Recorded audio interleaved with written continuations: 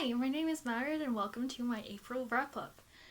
As you may have seen or may not have seen in previous videos, this all started as a thing between friends since we're all currently in lockdown and we can't physically see each other as much and I can't talk about books as much, which is what I like to do.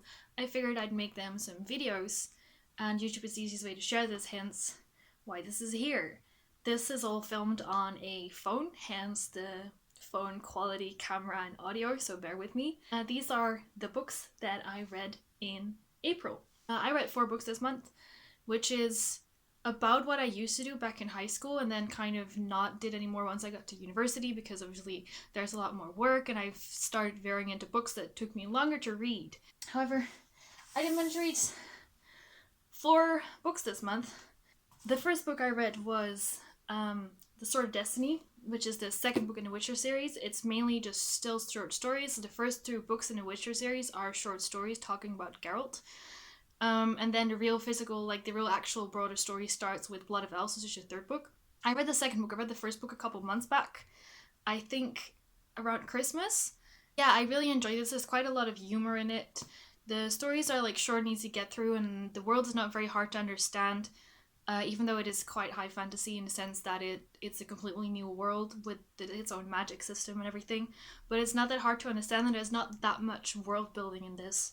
So if you're looking for a relatively easy yet still very entertaining fantasy series, I definitely recommend Witcher, especially now the series out, which in my opinion very much captures the feeling of the book, even though they've adapted some stories slightly differently because of course TV is a different medium than writing. The second book I read is Once Upon a River by Diane Setterfield. This is very different from the fantasy that I talked about before. It's more of historical fiction. I'll just read the back to explain what it's about because it's quite difficult to explain. It was the longest night of the year when the strangest of things happened.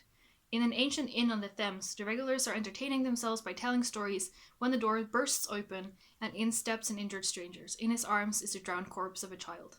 Hours later, the dead girl stirs, takes a breath, and returns to life.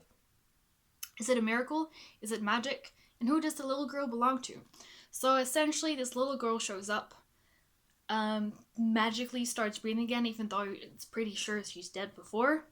And then the story is basically a bunch of different people all claiming that it's their little girl, little sister, whatever you want to call it. It's very much focused around storytelling and how people tell stories and how stories are good. So it very much feels like this organic storytelling where you just, like you're sitting next to a fire with a cozy blanket and someone just tells you this story, and it switches back quite often between current time, which is still 19th century England, and further before that, but it's done in such a way that you don't really lose where you are, but it doesn't outright tell you, above the chapter it doesn't say 30 years earlier, but from the story you still get this is before this happened, and it's kind of nice to kind of puzzle that out and just try and figure out for yourself who this girl really is. And yeah, I read this in a week, and I really recommend it if you're more into the historical fiction storytelling side rather than fantasy. The book I read after that is the first volume of LOTR Reading, The Fellowship of the Ring. There is a reading vlog up for this, which I will link both below, and you can see it above here or at that side probably. My friends have been telling me to get into this for at least 2 years now. Finally did.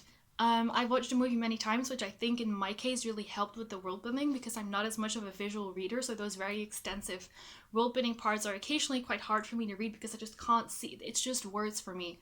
So I think that having seen a movie so many times really helped with being able to visualize the world that Tolkien very elaborately describes, and I've come to appreciate it a lot more. Now I can actually see it because I started this one, or at least the Dutch translation of it, I think a little over 5 years ago, and I got no further than page 50.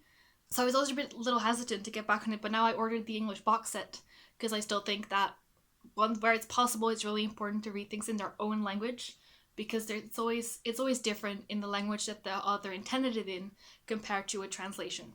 Though some translations are really good as well, so should I have the time, I might just try and read this in a Dutch translation to see how that holds up.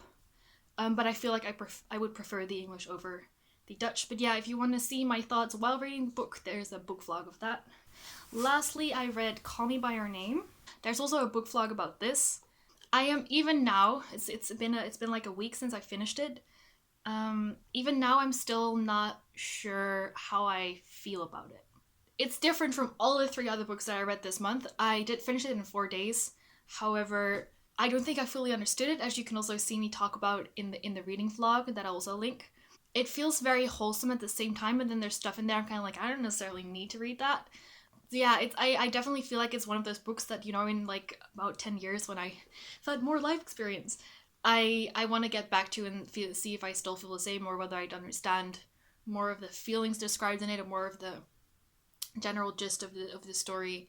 So yeah, I might get back to this once I actually, you know, have a job and I'm a functioning adult, rather than a 20-year-old that goes to university. Those are the 4 books that I read in April.